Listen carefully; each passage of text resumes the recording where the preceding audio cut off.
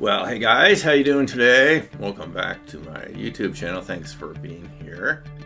I just had some thoughts about what's going on with the COVID-19 virus and technology and non-linear change, and why these sorts of things are actually inevitable in our kind of connected society.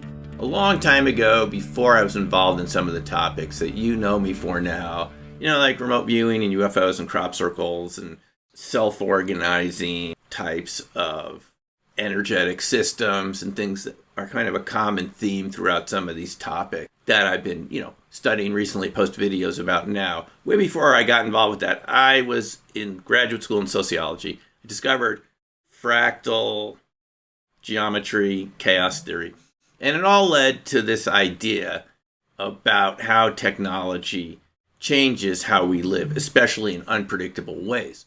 And I did my dissertation on that topic. I called it Connections, the Ecology of Space and Time in Large-Scale Technological Development. And in this dissertation, I basically argued that the more connections you make between things that are previously separated and not connected, the more connections you create, the more unintended consequences you're going to get, right? The more that things go faster and in a kind of more complex, interconnected way than they were before, the more you're going to get nonlinear effects in ways that you can't predict.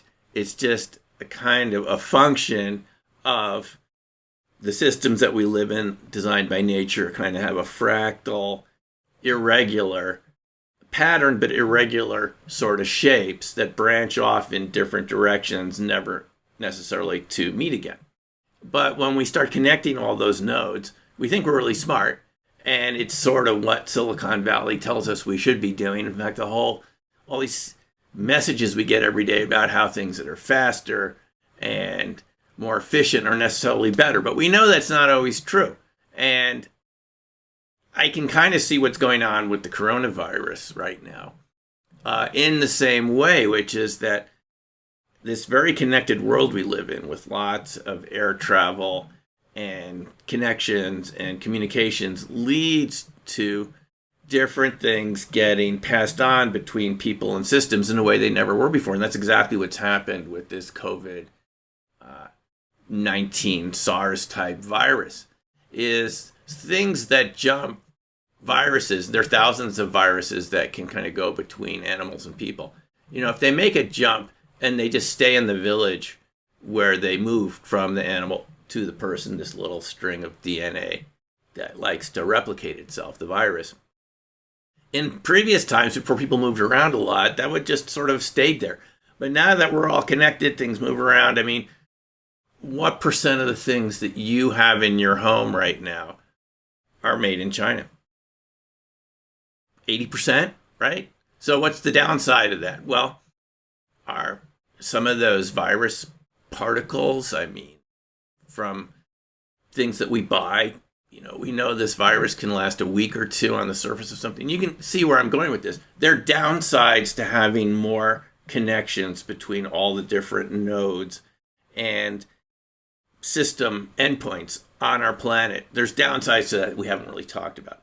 Non-linear effects that grow exponentially fast, because previously, because of the fractal structure of the way things are physically shaped in space and in time, they kind of stay close together but still kind of separate. But now we kind of connect all the nodes together with roads and travel and direct communications. There's some downsides to that. And I think we can see that. And is it necessarily better to have things more efficient? Or are there costs to efficiency? Think about the air travel system. If there's a delay at one airport in the country that you're in, doesn't it affect all the other airports now? One airport can shut down from weather, and all of a sudden the planes that were supposed to be in other places are stuck there. The whole system shuts down very quickly, or slows down very quickly. That's the price of efficiency. So efficiency comes at the cost of resiliency and effectiveness in some ways. And we've sort of been brainwashed in just thinking that efficiency is the only thing that matters. But efficiency has costs things that are too efficient can also create nonlinear consequences. It's really just a function of a conservation law across an entire system. If you affect one part of the system in an extreme way, it's going to create other effects that you didn't anticipate. And I think this can be generalized to lots of topics. It creates a lot of uncertainty, and that's not necessarily a bad thing. But what we see going on right now around the planet is a kind of very high level of fear from the unknown of how this virus is sort of interacting with all of us in ways that we can't predict. And so this is we've kind of created this situation in some ways. That's what I'm basically arguing here with our modern systems that we're also very proud of. But now we can see there's downsides to it also. I mean, remember, in my country here alone in the United States, it used to take 2 weeks for physical mail to get across from the East Coast to the West Coast on the Pony Express, in like the middle of the 1800s. That was the fastest way to communicate, 2 weeks with a physical piece of mail. So, back then, I read somewhere that before about 100 years ago, or maybe a little more, most people on planet Earth didn't go more than 5 miles from where they were born. And think about now how much we travel around. And so we're just sharing lots of different things. And some of those things are viruses. I remember being in the UK a couple of years ago, and somebody, I think it was Busty Taylor, said that he had read an article where they were doing DNA analysis of some inhabited areas of Britain that had been inhabited 20,000 years ago. And they found someone who lived in that village now who was genetically connected to that person that they were examining from 20,000 years ago from a burial mound that they'd excavated. So think about that. Someone from 20,000 years ago was still connected to someone living in the village there. It's amazing.